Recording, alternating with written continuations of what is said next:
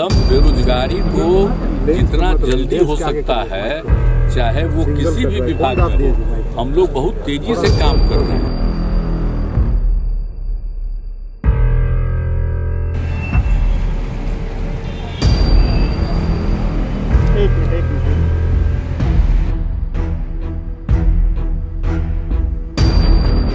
हम हाथ जोड़ के विनती करते नीतीश बाबू, आप ही के करीबी आरसीपी सिंह का आदमी इस ऑफिस के अंदर,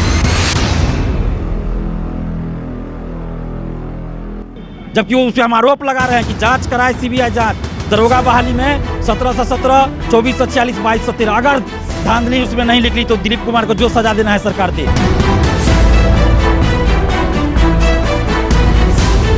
इतना खुलेआम हम चैलेंज कर रहे हैं।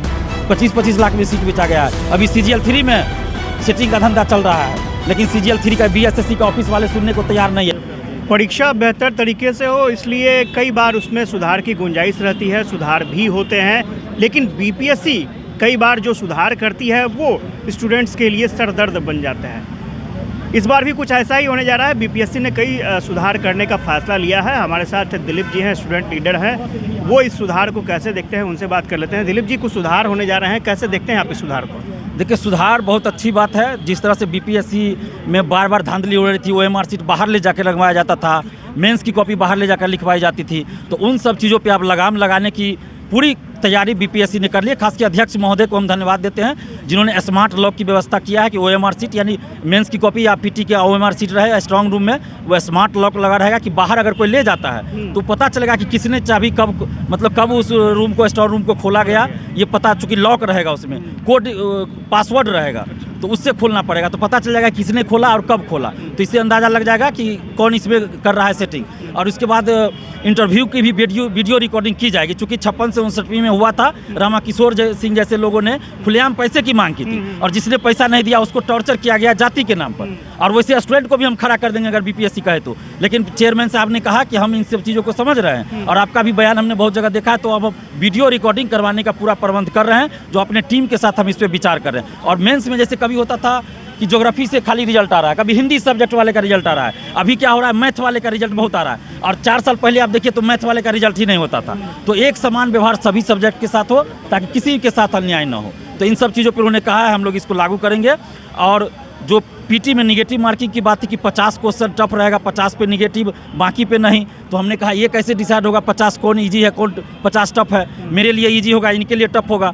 तो इस पर उन्होंने बोला कि हम इसको वापस लेंगे, छात्रों से राय लेकर जो इस चीज़ को हम वापस ले लेंगे, और 150 का 150 क्वेश्चन रहेगा, सेम मार्क्स का रहेगा, और निगेटिव हम इसमें ला सकते हैं। तो इसके लिए हम छात्रों से राय लेंगे। हमने कहा सबसे अच्छा तरीका छात्रों से राय ले लीजिए। तो उसमें निगेटिव मार्किंग में ये कहा जा रहा था कि 25% भी हो सकता है, 50% भी हो सकता है निगेटिव। नहीं, तो हम लोगों ने कहा कि ऐसा नहीं होना चाहिए, एक समान 150 का 150 क्वेश्चन है, अगर एक किसी क्वेश्चन का 1 मार्क्स है तो सबका 1-1 मार्क्स की होना चाहिए। 2 मार्क्स रखिएगा तो सबके लिए 2-2 मार्क्स होना चाहिए। निगेटिव अगर करना चाहेंगे छात्रों से राय लेंगे, तभी होगा ये सब चीज़। आपने एक ई ऑप्शन की बात की थी, क्या है ये ई ऑप्शन? ई ऑप्शन में 2 ऑप्शन है, इनमें से एक से ज़्यादा सही ऑब्लिक कोई सही नहीं। अब बताइए, हम मान रहे हैं कि अगर पूछा जाए कि इनमें से कौन जो है बिहार के मुख्यमंत्री रहे हैं, 4 नाम दिया हुआ है, 5वां में ये ऑप्शन है, इनमें से एक से सही, इनमें से कोई नहीं। हम अगर चारों ऑप्शन में से 3 ऐसा नाम है जो बिहार के मुख्यमंत्री रहे हैं, हम मान रहे हैं कि इनमें से एक से ज़्यादा सही है।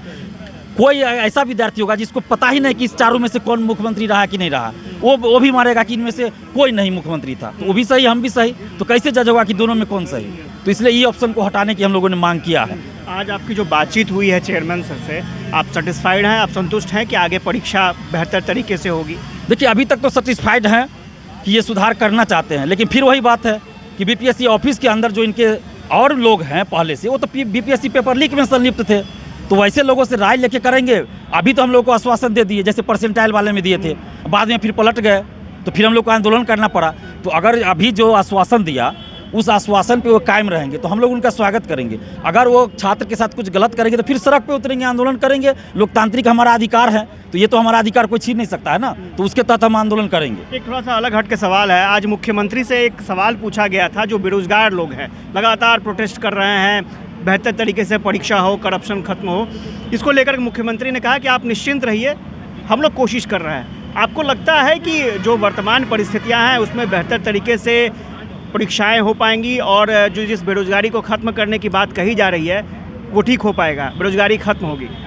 देखिए, बेरोजगारी तो ऐसी बात है कि कभी ख़त्म नहीं होगी, कम ज़रूर हो सकती है, कम हो सकती है, लेकिन नीतीश कुमार जी जो बोल रहे हैं तो उनसे हम हाथ जोड़ के विनती करते हैं, नीतीश बाबू, आप ही के करीबी आरसीपी सिंह का आदमी इस ऑफिस के अंदर अमरिंदर कुमार बैठा हुआ है, इसको आप कब निकाल रहे हैं? इसको आपने आईएएस पे प्रमोट कर दिया, फिर सचिव से इस्तीफा लेके इसको सचिव बना दिया अमरिंदर कुमार, जिस पे कई आरोप लगे हुए हैं, इनको क्यों नहीं आप हटा रहे हैं?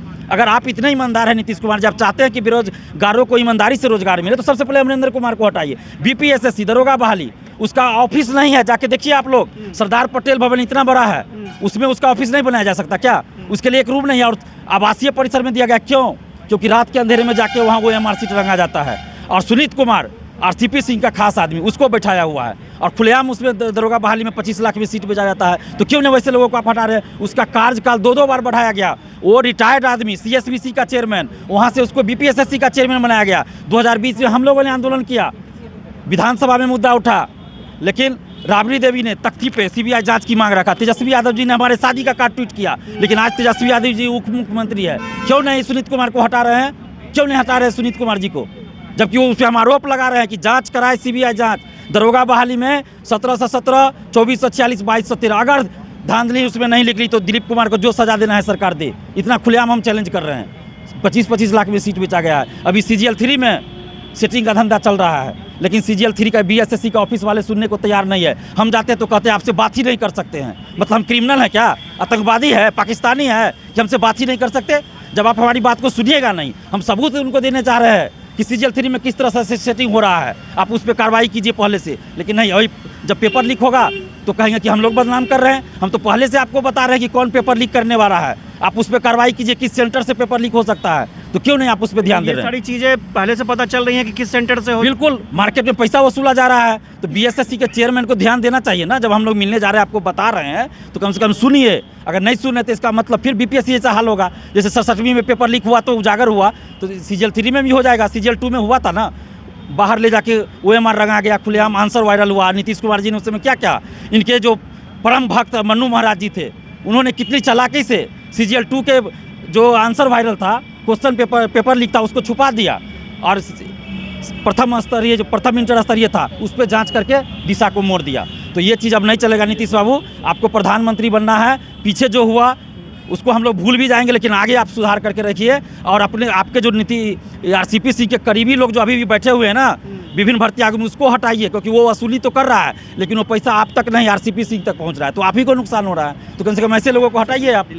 दिलीप जी थे और ये बता रहे थे कि किस तरह से BPSC की परीक्षाएं बेहतर तरीके से हों, पारदर्शी तरीके से हों, ये कोशिश वो कर रहे हैं। और चेयरमैन से उनकी मुलाकात हुई है, चेयरमैन ने आश्वासन दिया है कि जो भी कमियां पाई जाएंगी उनको दुरुस्त किया जाएगा। देखना दिलचस्प होगा कि BPSC समेत जो दूसरी परीक्षाएं हैं वो कितनी बेहतर तरीके से हो पाती हैं। Ashutosh Chandra, UB news, Patna.